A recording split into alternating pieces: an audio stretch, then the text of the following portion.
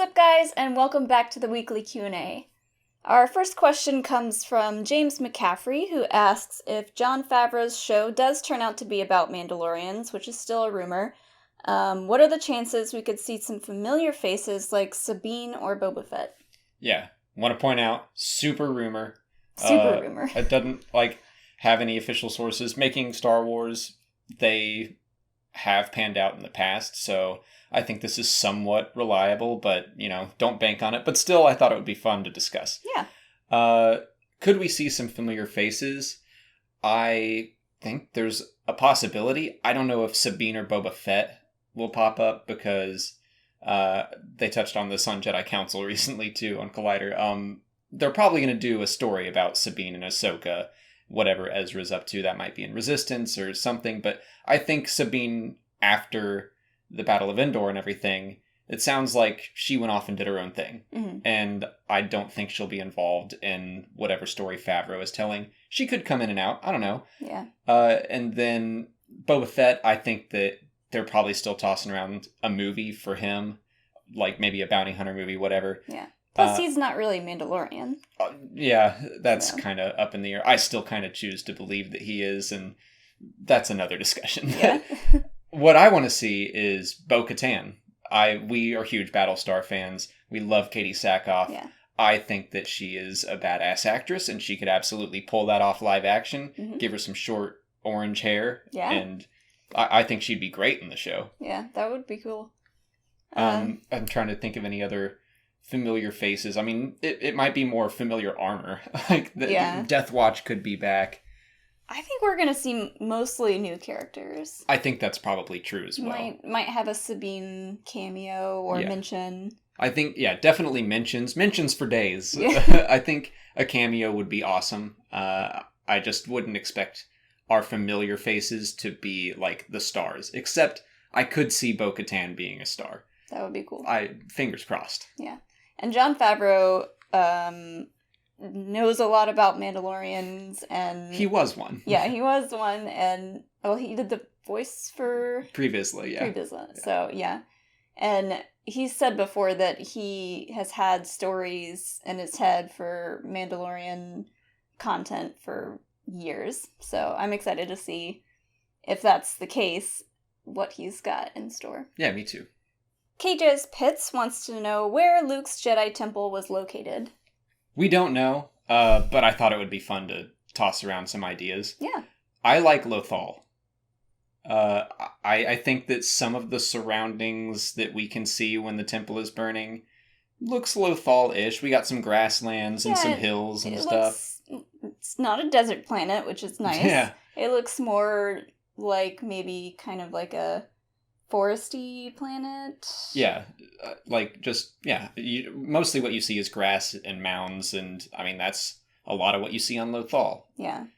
I don't think that they have necessarily even chosen a place, but maybe I don't think it's important really where it was, but they might down the line, kind of the way that I think Ilum turned into Starkiller Base. Mm-hmm. They might hint that it was on Lothal, sure, because it does have a history with the Force. There was an old Jedi temple there, as we saw in Star Wars Rebels. It has a very strong connection to the Force, so it would be cool if Luke were drawn back there, or if he learned about that planet from before and was like, yeah, that'd be a cool place to set it back up. So, yeah. I know in early drafts of Episode 7, as far as what George Lucas was thinking, before they brought JJ on, the idea was going to be that the Jedi Temple would be on Ahch-To, and Luke was going to be training Kira, which she was renamed Rey, right? And other Jedi for Episode 7. But then when JJ came in, that idea was kind of scrapped. They kept Ahch-To, but just no temple or no training temple there. Yeah, we only saw the temple in flashbacks. So, interesting. Yeah. So, the answer is don't know, but don't know. Lothal seems like a solid choice. I think if they are going to talk about the Knights of Ren in Episode 9, we might see more of the Jedi Temple. Especially if they are like those handful of students that Kylo took. Yeah, which I think they are. Yeah, I think that's the implication. Yeah. Brian Pizzuti asks if the clone trooper Kix could show up in Star Wars Resistance. I like this question. He keeps coming up in our Q&As. I like this question because I hadn't thought of that, but I think that would be really cool. Like, and he made some good points in his question where, like, Kix is a Dave Filoni character. Star Wars Resistance is a Dave Filoni creation, production, whatever you want to call it. So it kind of makes sense. It would be awesome if we still had a clone trooper in all of the major series. Yeah. It would be funny, but at the same time kind of sad. But I think they would make it kind of like a funny joke. I mean, I think that there's a lot of potential to explore there. Yeah, it might start kind of as a funny joke, but then you could dive into like, well, what's it like to know all your brothers are dead and you're the last one? Like, that's a super bummer. And I think that it would be a really cool way to tie in all three of Filoni's series. It makes perfect sense after the Crimson Corsair story. They'd probably have to find a way to explain how he's still alive, like, which meant that would mean that we'd get to see the Crimson Corsair in Star Wars Resistance. Let's talk about, for those of you who don't know who Kix is, what is his story? He's the last clone trooper. So he was basically one of the clones that found out Palpatine was going to kill all the Jedi. Dooku got a hold of him, froze him in like cryostasis, and then the ship that he was on got lost. Cut to the Force Awakens era, and the Crimson Corsair and his pirate crew think that there's treasure on that ship. They find it. The guy with the red helmet and the horns. Right. He's in Maz's castle. Right. They find him, and then he's like, they wake him up, and he's like, we gotta help the Jedi. And they're like, you're way too late. Aww. And so he just joins their pirate crew, because he's like, what else can I do? Yeah. But that would be a really cool way to pull a clone back in. I think that would be awesome. Will it happen? No idea. I would probably lean towards not expecting it to happen, but I love where your head's at. Yeah. Robin Dalstorm wants to know what we think about not getting a new original Star Wars book until next year. Yeah, it's kind of a bummer. I mean, I think he said in his question, like, a new book with original story, because we are getting the Han Solo movie novelization. Mm-hmm. That's pretty much it. Between, I think that comes out in September or October, and then it's just a waiting game until February and then March, and I guess I'm okay with it. I mean, I've accepted at this point that 2018 is just kind of like low time for Star Wars. Yeah. It's been kind of a bummer year. It's just that there's been a lot of exciting announcements, but as far as content goes, I mean, we got Solo, and then as much as I enjoyed the movie, that was a disappointment box office wise, and it's just been kind of like a this year we're just waiting. Yeah, it's just a waiting game. I kind of see it as an opportunity to catch up. Yeah. A lot of people haven't read all the canon novels, all the comic books. There's a lot of stuff out there for people to dive into, and for me specifically, I know I need to catch up on a couple of the books, so now's a good time. It's true. Like, on the one hand, I'm a little bit like, it's okay that there's no book coming out because it's like a little bit of breathing time. But on the other hand, it's like, I don't know. I do long for new stuff. And when books come out, it makes it much easier to be like, oh, this is exciting and new to talk about. Makes it easier to choose what to talk about in videos. Yeah. But yeah, I guess Resistance is going to help fill that void in between now and February. Yeah. And we're getting the two new books fairly early next year. Yeah. March. February and March. Yeah, February. And like within weeks of each other. Yeah. So if anyone gets Star Wars books for Christmas, then they might be rushing to finish those before the new ones come out. But yeah, just use it as a chance to catch up on all the other books. Sure. Brandon Madigan asks if the original trilogy could ever be officially retitled into the Skywalker saga, or would it be too much sacrilege for the fans? I kind of think that when Episode 9 comes out and it's time to release the Blu-rays and they'll do a 9-film box set, I have to imagine Disney is going to do that. I'd have no problem with them calling it just like the complete Skywalker saga. Like, I don't think they're going to change the names of, like, episode 1, 2, 3, 4, 5, 6, 7, 8, 9. Mm-hmm.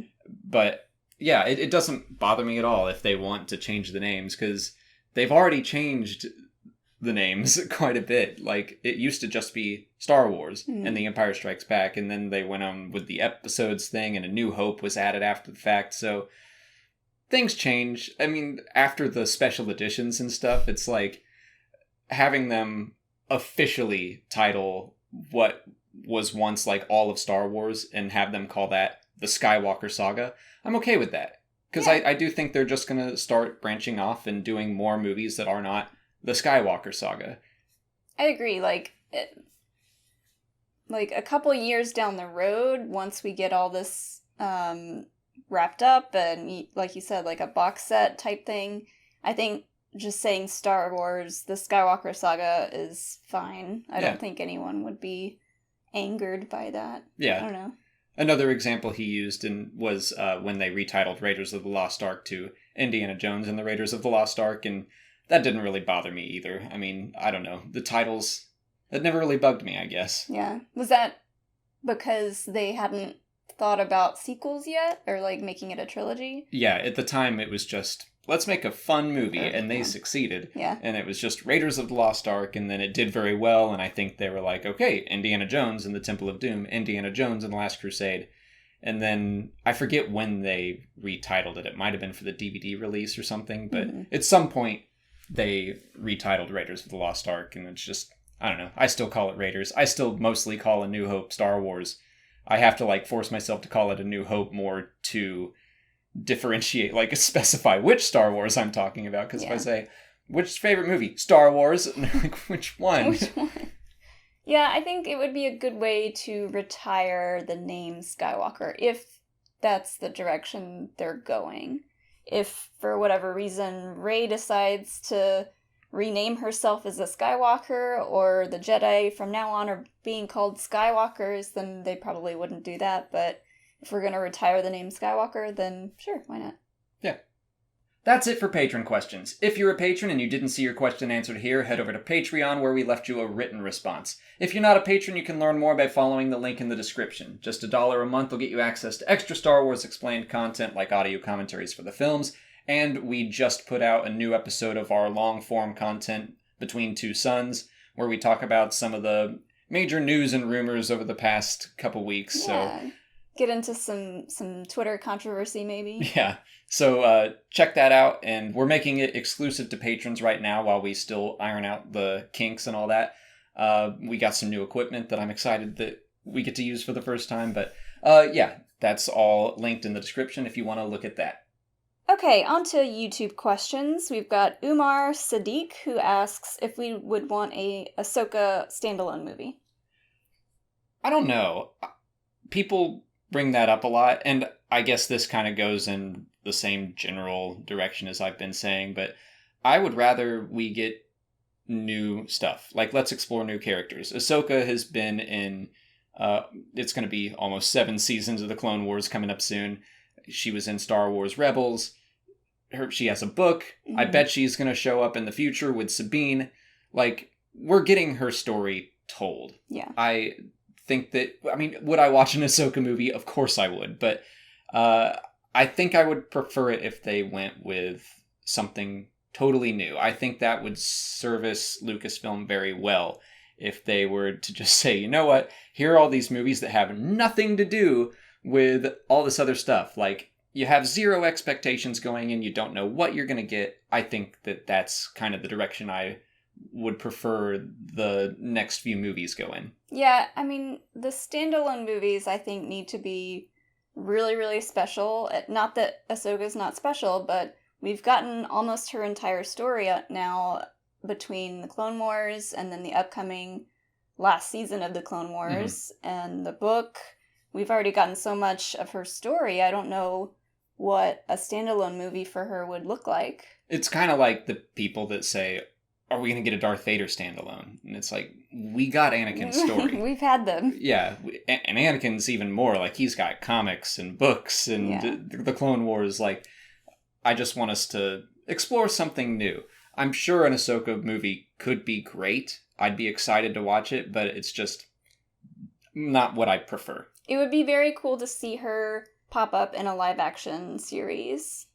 as a character. Just to be able to see her in live action form would be cool. That's another, I think, caveat I have, is that I feel like if she's live action, she almost needs to be played by Ashley Eckstein. If Ahsoka opens her mouth and Ashley's voice doesn't come out, I'm going to be like, no. Yeah. So she almost might just work better as an animated character. Mm-hmm. And there's always a chance that, she could get her own animated movie.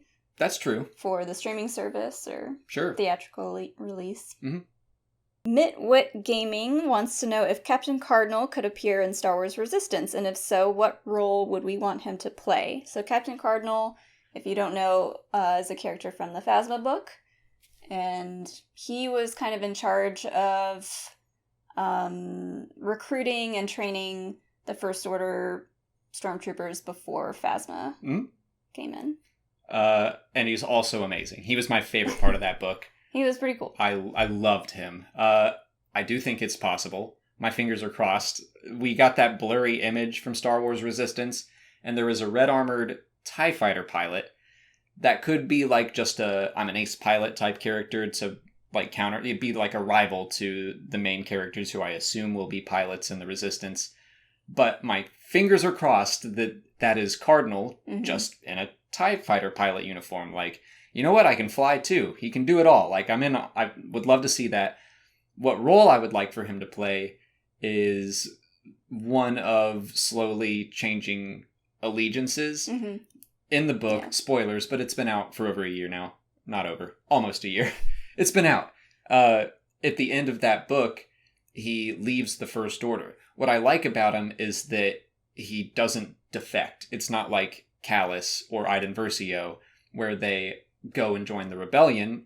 He just leaves the First Order. Yeah. He still doesn't even like the Resistance, and like he is saved. His life is saved by a Resistance fighter, and she offers him a place in the Resistance, and he's like, no thanks, not interested, just get me away from the First Order. Mm-hmm.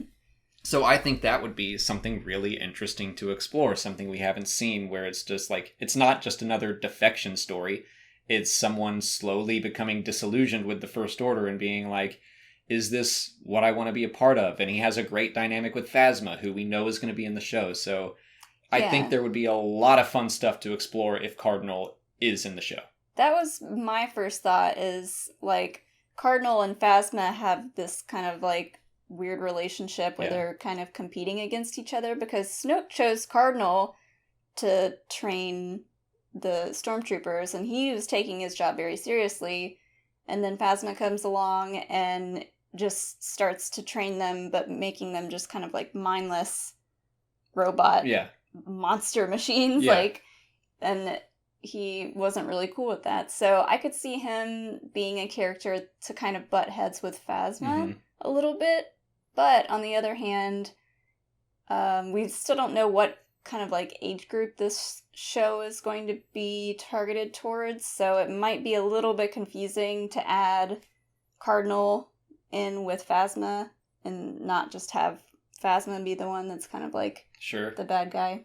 I don't know. No, I think that's a good point. I imagine that this is going to be a situation similar to the Clone Wars and Star Wars Rebels, where it started and it was kind of targeted at a younger audience, and then as the seasons went on, it grew up and it kind of aged up with its audience. So I think that probably in season 1, it's going to be probably more kid-friendly like season 1 of Star Wars Rebels was. So I think that's a valid point. And I also think there's a good chance that the show might take place after he leaves. It's possible. We don't really know what that timeline is. I imagine that Star Wars Resistance is going to happen after the events of the book Bloodline, which is 6 years before The Force Awakens. So I could see it running for 4 or so seasons like Star Wars Rebels did, and every season is a year. But yeah, we don't know when Cardinal left. So in my mind, I was thinking it would be before he left. This is just in my like ideal scenario where we get to see Cardinal, where he's a part of it, and then maybe by the end we see him just leave the First Order. But Jedi Spartan asks what we think of the title Emperor's Hand and what it would mean in canon. So in Legends, Emperor's Hand was like a special assassin, like Mara Jade. Mara Jade was the Emperor's Hand. In canon, the Saxons... Gar Saxon. Right. He was called the Emperor's Hand on Mandalore. So yeah, I think they have changed what that means. I think it's more a title of power. I guess kind of like governor would be. Mandalore is like this weird, large area of space, and it fell kind of under Imperial rule. So I think that was more just he wasn't as high as a Moff would have been, but he was in charge of that area of space for the Empire. Yeah, he wasn't part of the Empire. He's on Mandalore, so they needed a title for like a Mandalorian version of the Emperor's second hand. Yeah, basically they didn't really go into it in Rebels. They just dropped that name and everyone was like, wait, what? And interesting. Yeah, so I think that we still have to figure that out. Maybe a Mandalorian live action show would explore that a little bit. I don't know. I mean, I like to think Vader was kind of the Emperor's hand. Well, he didn't hold that title. No, but if that title were a thing, I think that would have been Vader's position. In canon? Yeah. Yeah. I think he's just, like, they always refer to him as Enforcer. But that's still, I mean, when you look at what Mara Jade, what her duties were, compare that to Vader, they're kind of similar. Yeah. She was more of a secret enforcer, but yeah. I don't know. That's my best guess. Those are our thoughts, ladies and gents. ENPG9 wants to know if Episode 9 could be 3 hours long like Lord of the Rings. That's been popping up as, I don't know where this rumor is coming from. It's a rumor that has no source as far as I can tell, but someone was talking about how it might get split into 2 movies and that it might be the longest Star Wars movie ever. I would be thrilled with a 3-hour movie. Molly wouldn't be. I mean, how long was The Last Jedi? 2 hours and 20 minutes or so, I think. I mean, they have a lot to wrap up in 9, and I feel like if they're going to be bringing back a lot of Force ghosts and stuff like that, I'd be fine with a 3-hour movie. You just don't want to sit in a theater for 3 hours. I'm just one of those people. You want to watch a 3-hour movie from our couch, and that's I'd be very happy with a very long movie. I think that it makes a lot of sense for this to be the longest Star Wars movie because they are saying that Episode 9 is going to be the final installment of the Skywalker saga, and JJ wants to wrap all 9 movies together. So, yeah, you might need a long movie to cover that. Yeah. Splitting it into 2 movies is a big no for us. Yeah, I don't want that. I mean, it's not like a no in that, well, I'm not going to see it. Like, obviously we're going to see it, but every time Hollywood does that, it doesn't sound good to me. It sounds like we're going to squeeze this for money. Yeah, they did it with The Hobbit. They did it with Harry Potter, the Hunger Games. Yeah. Every time. It never really turns out to be better than just if they were to have stuck with one long movie. Yeah. I mean, I think I just am still feeling burned off of The Hobbit because when it was announced that when they said The Hobbit's going to be 2 movies, I was already like, okay, The Hobbit is a smaller story than Lord of the Rings. It's 1 book, and you did all those other books in 1 movie each, and it's like, do you really need 2 movies to do The Hobbit? And then they were like, well, we're going to take stuff from the appendices, and I was like, okay, I can see that. Tie it into Lord of the Rings a little more. I was like, you got me. I'm on board. And then they were like, just kidding. We're making it 3 movies. And I was like, are you serious? And then you started watching them, and the Hobbit's movies, they're not good.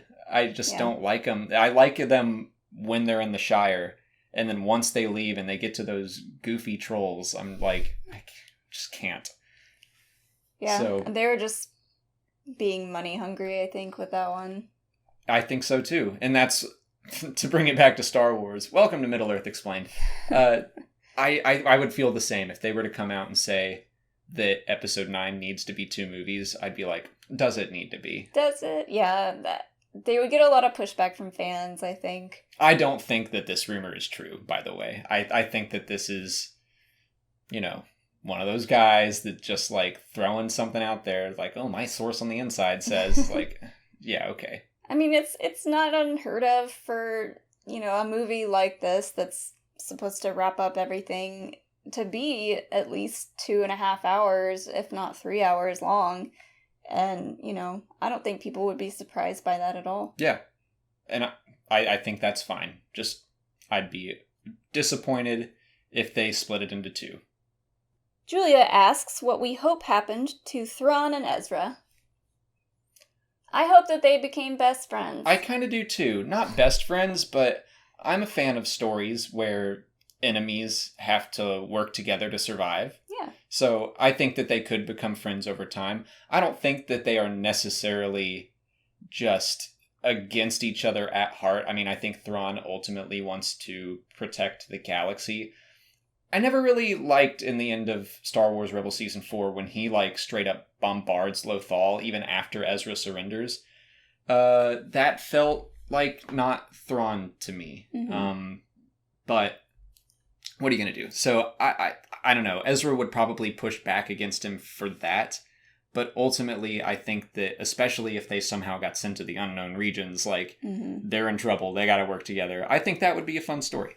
I mean, Ezra was dumb enough to want to be friends with Maul, so... I think he'd grown up a bit in Season 4. He seemed like that was the end of his... I'm kidding. I know. No, you're not wrong. But after reading Thrawn Alliances, I know Thrawn is very intrigued by the Jedi, and I would absolutely see them kind of, like, having to work together because of wherever they got sent. Yeah. And I hope to see them come back. I think we totally soon. will. I mean, you're not going to tease it like that at the end of Star Wars Rebels if you're not going to follow through. So I do think they have some ideas of where it's all going to go. But yeah, I hope that ultimately they begrudgingly get along. Yeah, and it's interesting to see if that happens and they come back, then what does Thrawn do? Yeah. Whose side is he on now? Sure. That's all the time we have for questions today. If you want to leave a question for next week's video, just put it in the comments below or sign up for Patreon to join our weekly Q&A discussion. If you haven't already, please like this video, subscribe to the channel, and follow us on Twitter, Instagram, and Facebook. As always, thanks for watching, and may the Force be with you.